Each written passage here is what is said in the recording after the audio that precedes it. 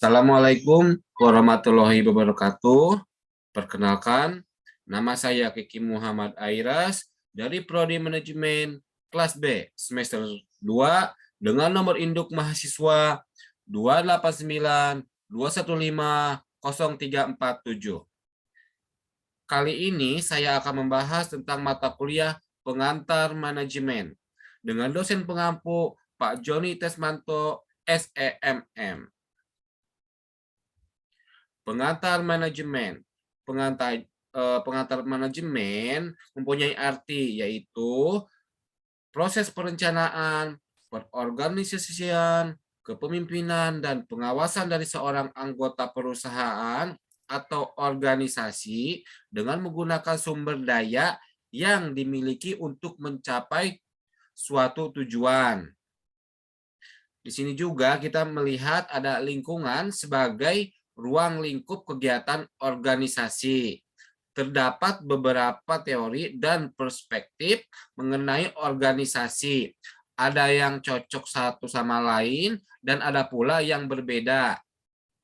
Organisasi pada dasarnya digunakan sebagai tempat atau wadah di mana orang-orang berkumpul secara rasional dan sistematis, terencana, terorganisasi, terpimpin, dan terkendali dalam memanfaatkan sumber daya, uang, material, mesin, metode, lingkungan, sarana prasarana, data, dan lain sebagainya yang digunakan secara efisien dan efektif untuk mencapai tujuan organisasi tersebut.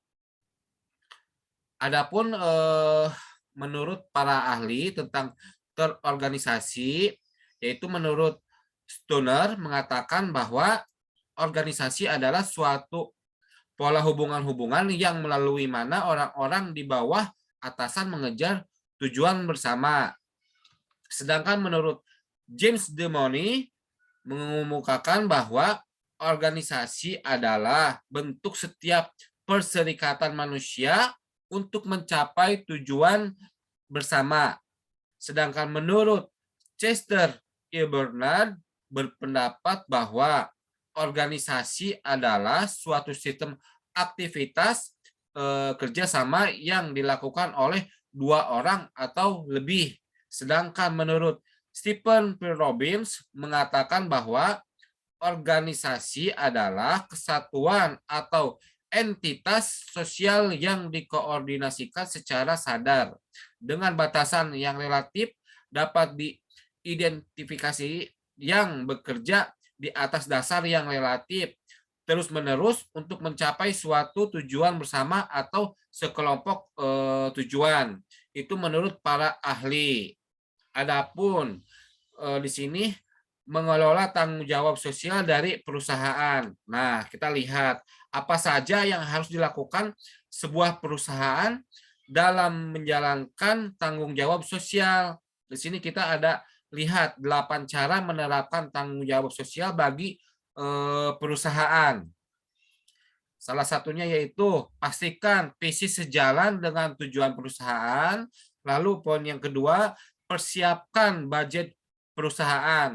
Lalu poin yang ketiga, libatkan karyawan secara langsung. Dan poin yang keempat, lakukan cara untuk memasarkan kegiatan. Dan poin yang kelima, promosi secara berkelanjutan. Adapun poin yang keenam, lihat apa yang masyarakat sekitar butuhkan. Dan poin yang ketujuh, berdonasi di panti asuhan atau panti jompo. Lalu di sini kita melihat ada manfaat tanggung jawab sosial dalam perusahaan. Manfaat CSR yang pertama adalah meningkatkan citra perusahaan. Perusahaan yang melakukan kegiatan CSR akan dipandang memiliki nilai kepedulian yang tinggi di masyarakat. Awareness positif masyarakat terhadap perusahaan akan meningkatkan citra perusahaan itu sendiri. Lalu contoh manfaat tanggung jawab sosial yaitu untuk perusahaan adalah citra perusahaan yang baik, pendekatan yang ramah lingkungan atau bertanggung jawab secara sosial, kemungkinan perusahaan untuk meningkatkan reputasi dan citra perusahaan mereka, keunggulan kompetitif. Adapun dimensi etika dalam manajemen. Etika pada dasarnya, sebagaimana menurut Kreitner pada tahun 1992, adalah studi mengenai tanggung jawab moral yang terkait dengan apa yang dianggap benar dan apa yang dianggap salah. Secara ringkas mengatakan bahwa etika adalah keyakinan akan suatu yang dianggap baik dan buruk.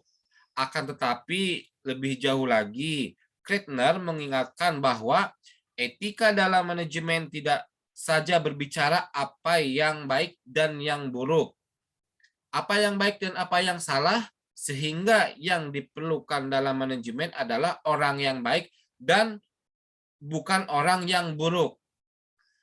Lalu etika manajemen lebih jauh lagi berbicara mengenai nilai-nilai yang dianut oleh organisasi bersehubungan dengan kegiatan bisnis yang dijalankannya.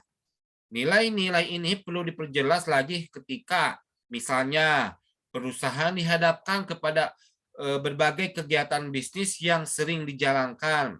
Akan tetapi masih perlu dipertanyakan apakah termasuk etis atau tidak. Seperti misalnya lagi apakah beberapa jenis periklanan yang dibuat etis atau tidak. Apakah misalnya jika perusahaan memberikan hadiah kepada pelanggan termasuk etis atau tidak. Satu sisi perusahaan berupaya untuk mempertahankan loyalitas pelanggan-pelanggannya.